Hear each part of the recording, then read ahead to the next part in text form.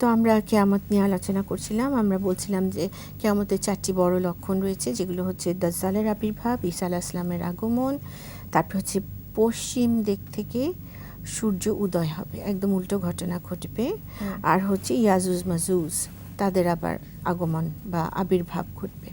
তো এবার আমরা একটু শুনে নেই, জেনে নেই যে কিয়ামতের আলামতগুলো কী কী।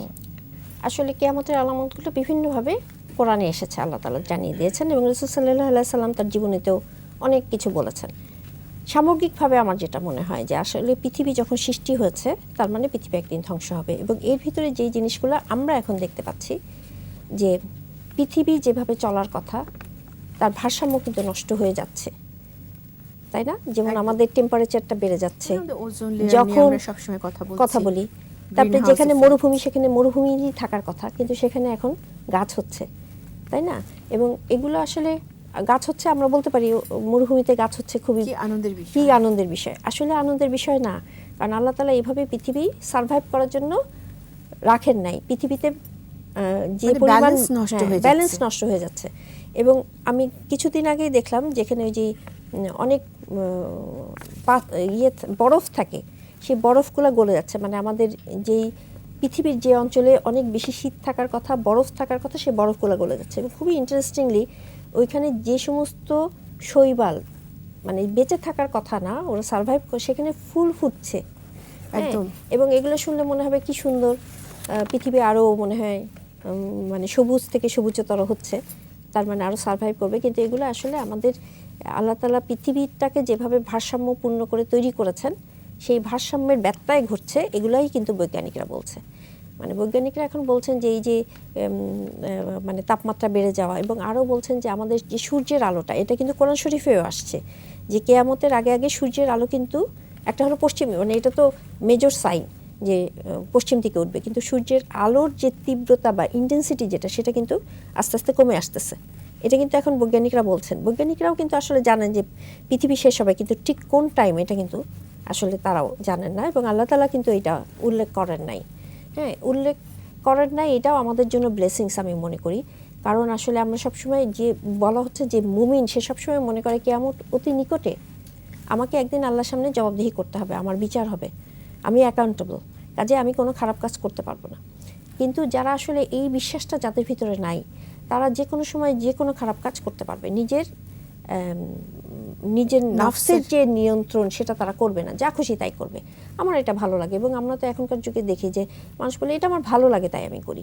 হ্যাঁ, কিন্তু এই ভালো লাগাটা যে আমার জন্য, আমার পরিবারের জন্য, সমাজের জন্য, পৃথিবীর জন্য কল্যাণকর না, সেটা তো আমাকে চিন্তা করতে হবে। কারণ আমি আশরাফুল মাখলুকাত, আল্লাহ তাআলা আমাকে এত বিবেক দিয়ে তৈরি করেছেন। আমি যদি আসলে আল্লাহ তাআলা যে ইনসিডেন্টগুলো বলেছেন যে এর ভিতর দিয়ে আমাকে কিন্তু যেতে হবে, সেই জিনিসগুলো যদি আমি আসলে বিলিভ না করি, তাহলে আমি যা খুশি তাই করতে পারি, তখন আমার আসলে এই মনুষ্যত্বটাই থাকে না।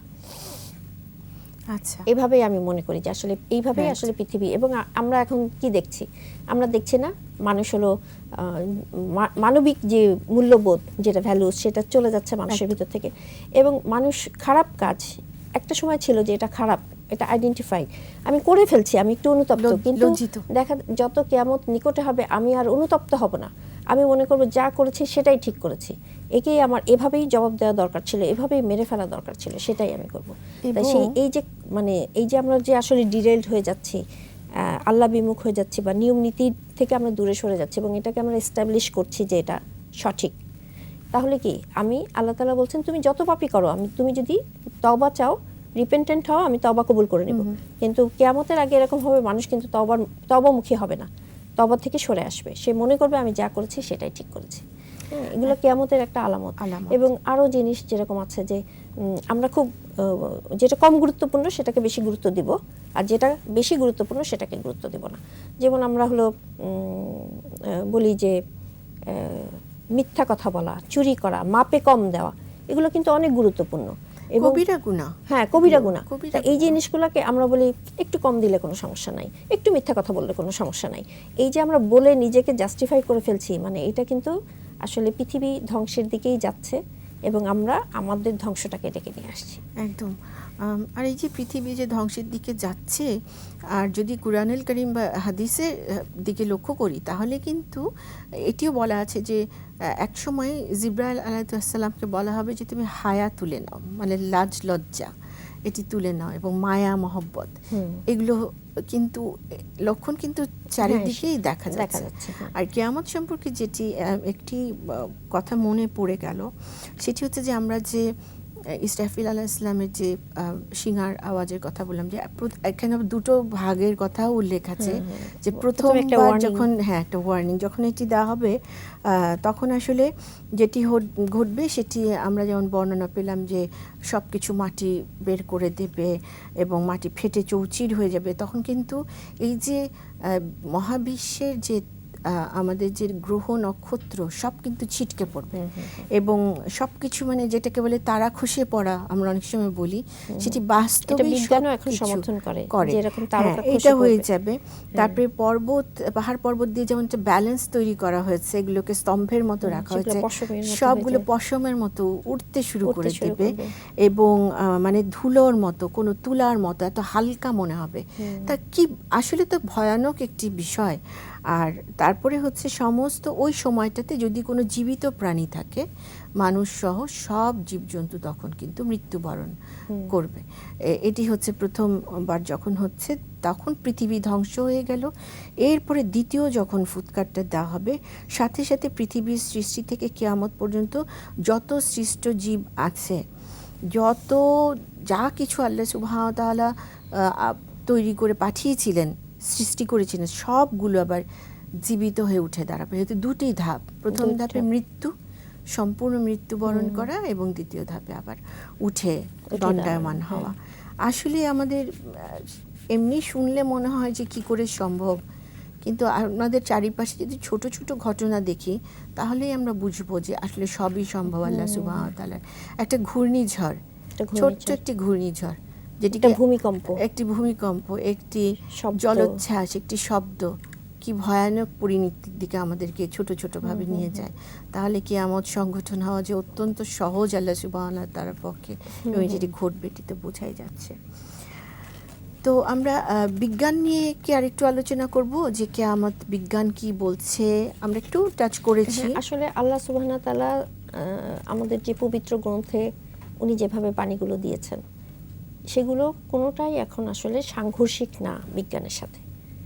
তার মানে এই যে সূর্য পশ্চিম দিকে উঠবে, পৃথিবীর ব্যালেন্সটা নষ্ট হয়ে যাবে এবং তাপমাত্রা বেড়ে যাবে, এগুলো সবই তো কোরআনে এভাবে দেয়া রয়েছে।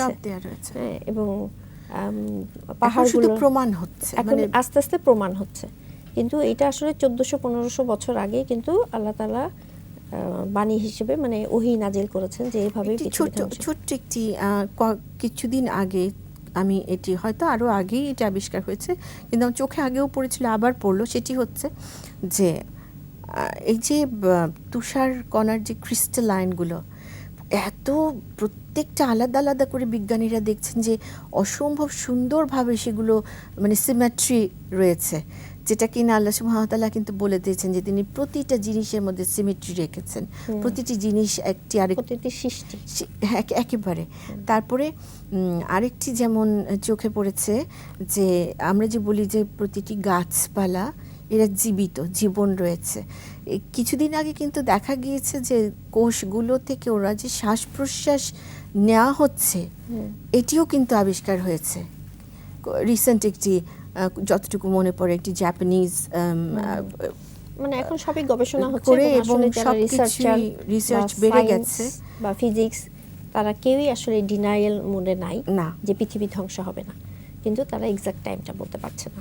এটা আল্লাহ সুবহানাহু ওয়া তাআলা তিনিও বলেছেন যে যখন হযরত মুহাম্মদ সাল্লাল্লাহু আলাইহি সাল্লামকে অবিশ্বাসীরা জিজ্ঞেস করতো কখন হবে, সে তুমি যে মহাপ্রলয়ের কথা বলছো বা এরকম ধ্বংসের কথা বলছো বা এরকম সবকিছু এলোমেলো হয়ে যাবে, সেটা কখন হবে?